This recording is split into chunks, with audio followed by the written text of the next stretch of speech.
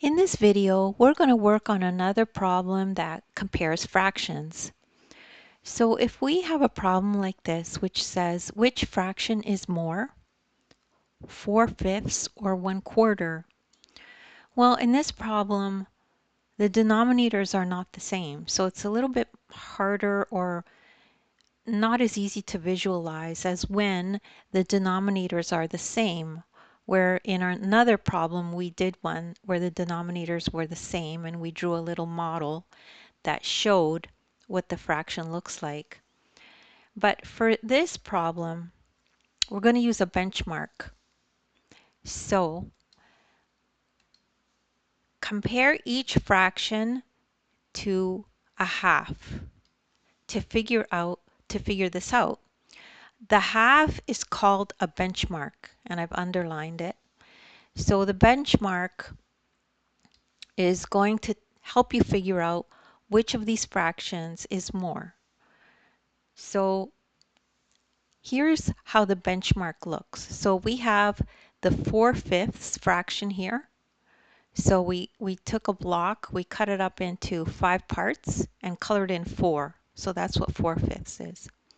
For this one, we took the same size block as this and we cut it up into 4 parts and filled in only 1.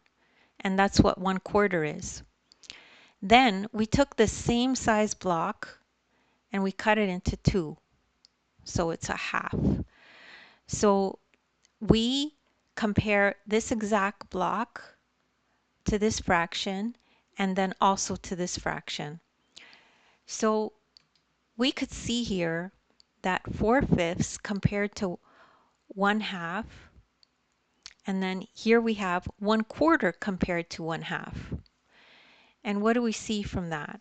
We can see that 4/5 is greater than a half, right? Because more is shaded in here.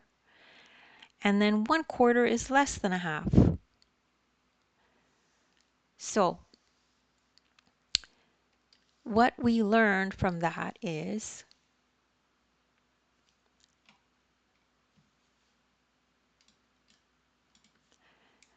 four-fifths is greater than a quarter.